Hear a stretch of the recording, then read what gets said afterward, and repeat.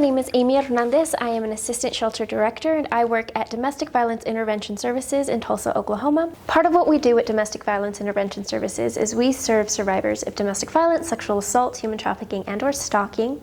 And so any opportunity that we get to educate the public on what domestic violence looks like is always a great opportunity. In order to further understand domestic violence and the dynamics and the roots of abuse and the reason why people can't leave domestic violence as easily as simply walking away, is to understand what power and control looks like. And so a very widely accepted model of power and control is the Duluth model. Oftentimes people believe that domestic violence is only physical assault. So getting hit, being strangled, things like that. And although, yes, that is a very serious, very real element of some relationships of domestic violence, the reality is that there are other relationships that never see any type of physical violence. There's other forms of violence.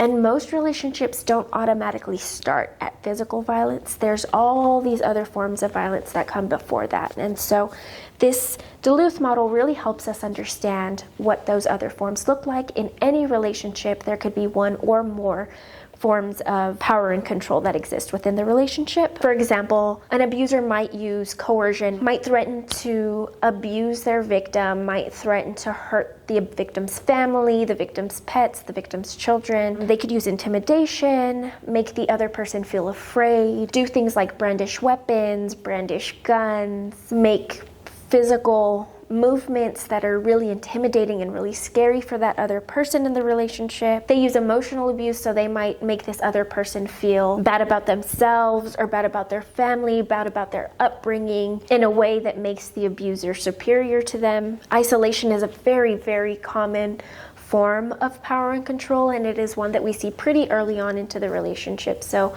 taking that other person away from their friends, from their family, from coworkers, from any type of social support networks that they might have outside of the abuser, taking that person away is a very, very common form of power and control. Minimizing or blaming, so making light of the abuse, or gaslighting, so making the other person feel like everything that's going on is all in their head, or normalizing the abuse, making it so that the other person believes that this is a normal relationship, that it's a healthy relationship, and that it's the only type of relationship that they're ever going to have. If the two partners have children, it's very, very common to use children, so saying things like you can't leave with the children, threatening to harm the children, actually harming the children, or if they do manage to leave with the children, saying you have to come back so I can continue to see the children. Using any type of privilege that they might hold over their victim. So for example, if the abuser is able-bodied and the victim is not able-bodied or disabled, doing things like using medical needs. So for example, if the person needs insulin, not allowing them to have access to their insulin. If they're in a wheelchair, taking the wheelchair. If they use crutches, taking the crutches, moving them away to where the disabled body person no longer has access to them. Things like that. Really using any type of privilege that they hold over that person against them. Using economic abuse is also very common. So think of anything tied to finances. Maybe they're forcing them to work to force them to bring money into the home, or they're not allowing them to work so that they don't have money for themselves. Taking all the money and maybe only giving them a small allowance, or not giving them an allowance at all, and making all the financial decisions so that the victim doesn't have any say into what happens with the finances in the home. And so that the victim isn't able to leave because they don't have the financial support necessary to leave an abusive relationship. So there's tons of different wheels based on identity. So for example, there's a wheel for the LGBTQ plus community. There's a wheel for immigrants, both undocumented and documented.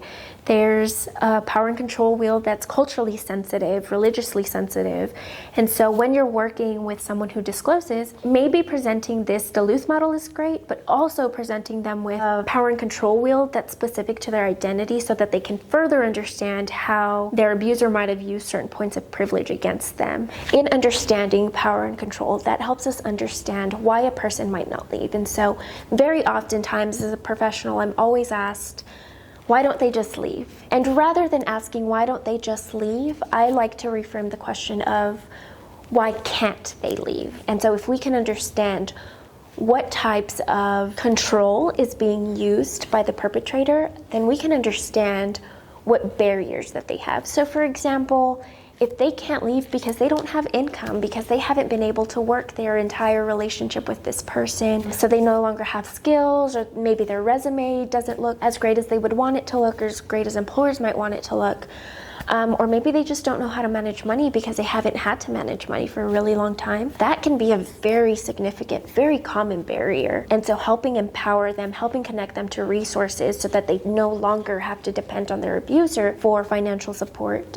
can be a very liberating way of helping a person get out of an abusive relationship. Maybe they have been isolated because isolation is a form of power and control. Then maybe connecting them to social networks, allowing them to make friends, allowing them to make connections, making them feel welcome within your church can be very, very helpful for someone who's been isolated for a really long time, giving them a sense of community, helping them understand that they no longer have to rely on their abuser for emotional support or for any type of social support. Helping them build their social support networks could be absolutely liberating for a survivor. And so if we can understand why they stay, why they feel this connection to their abuser, then we can help provide resources to help mediate the fear that comes with leaving a relationship.